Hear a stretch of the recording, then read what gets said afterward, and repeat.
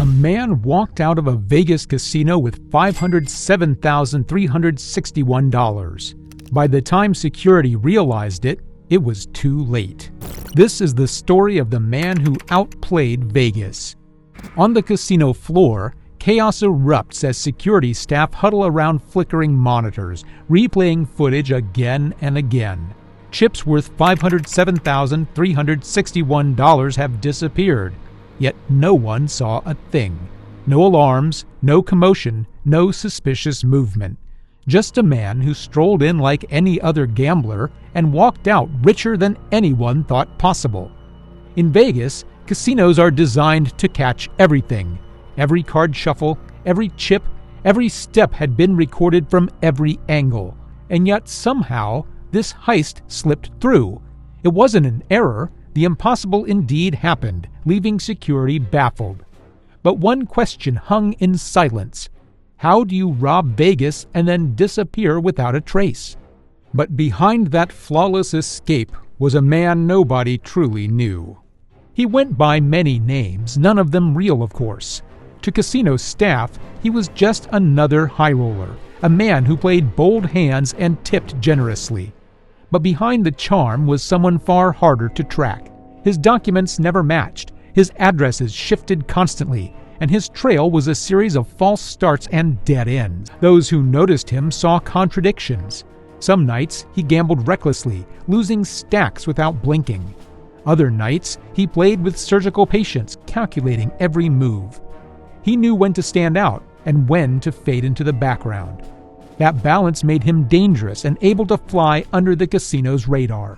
In Vegas, a city built on reading people, he was unreadable. He had the discipline of a card counter, the confidence of a con artist, and the anonymity of a ghost. And in a world where every camera watches, he slipped through unnoticed. To understand his brilliance, first you must understand Vegas itself. Let's get one thing straight. Las Vegas casinos are not playgrounds. They're fortresses. Every floor is mapped with precision, every camera angled to capture blind spots before they even exist. Dealers are trained to spot subtle movements. Pit bosses monitor every table. Hidden security teams track suspicious patterns across multiple games at once. Millions are spent each year upgrading surveillance systems.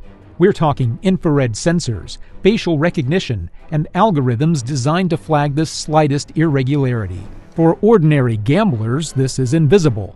The flashing lights, the ringing slots, the endless distraction, designed to keep attention on the games, not the security web watching over them. But for someone looking to outwit the system, the scale of that security makes the task nearly impossible. In Vegas, cheating isn't just risky, it's a guaranteed disaster. The house always wins. That's the rule. And yet this man found a way to rewrite it. But within this fortress, what cracks did he discover that no one else noticed? His weapon obviously wasn't brute force, it was precision. While most gamblers played against the odds, he played against the system itself. At the tables, he mastered sleight of hand so subtle even trained dealers missed it. Quick shifts of chips, movements hidden within casual gestures, each timed to the rhythm of the game. But sleight of hand alone couldn't explain $500,000. Investigators later suspected collusion, dealers turning blind eyes, perhaps even partners helping funnel chips. Others believed he carried custom devices, hidden scanners, or signalers to manipulate outcomes. Rumors swirled of false bottom bags, chips palmed and slipped away in plain sight. Whatever the exact method, one fact remained. He had mapped the weaknesses of a system built to be unbreakable. And while Vegas casinos spent decades preparing for cheats, he walked through their defenses as if they weren't even there. But stealing the chips was only half the impossible challenge. The moment the last chip disappeared, his exit was already in motion. Security teams rushed the floor, scanning feeds, locking eyes on every suspicious player. But he was gone. Witnesses recall a calm figure strolling toward the exit, no sprint or visible panic. Outside, the Vegas night was chaos as usual. Tourists, taxis, flashing neon, the perfect camouflage. There was no record of him cashing out the chips at any casino. No flagged IDs, No large deposits. No paper trail. Investigators checked airports, bus stations, even border crossings. Nothing. Some speculated he swapped chips slowly, through intermediaries who blended them into circulation.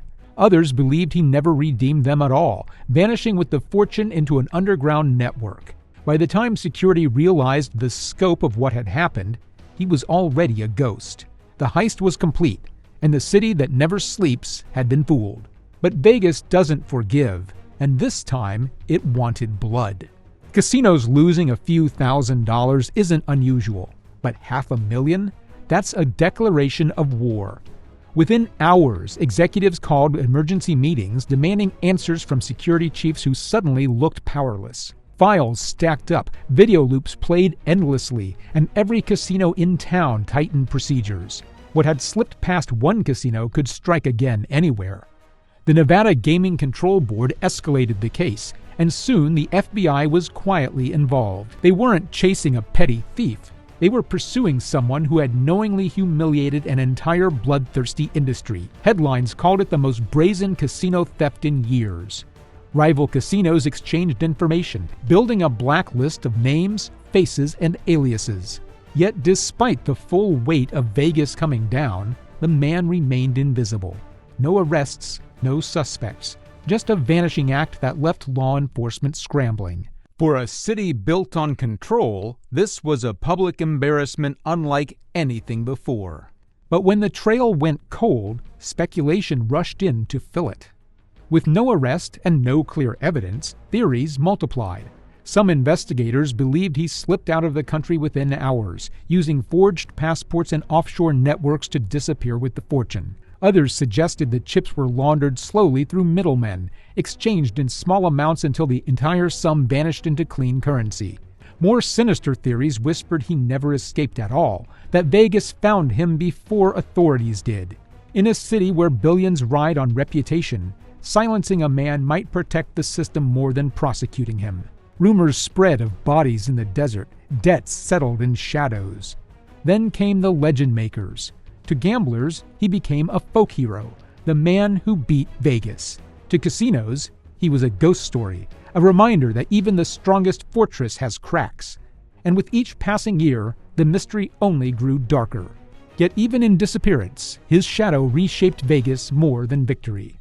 The theft of $507,361 was a turning point more than a loss. Casinos realized their surveillance fortresses weren't unbreakable. In the months after, new technologies were rolled out with AI-driven monitoring, biometric ID checks, and tighter chip tracking systems. Dealers faced stricter training, pit bosses stricter oversight. Vegas hardened its walls, determined never to be humiliated again. But while the system grew stronger, the man himself remained untouchable.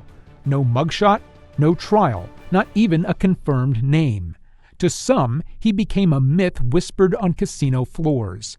To others, a cautionary tale about what happens when arrogance collides with luck. Years later, his heist still lingers like cigarette smoke over the tables. Vegas may have rebuilt its defenses, but the ghost who once slipped through them left a permanent scar. And the house never forgot the man who disappeared forever. If you could steal $500,000 from Vegas and vanish, what would you do with the chips? Let us know in the comments.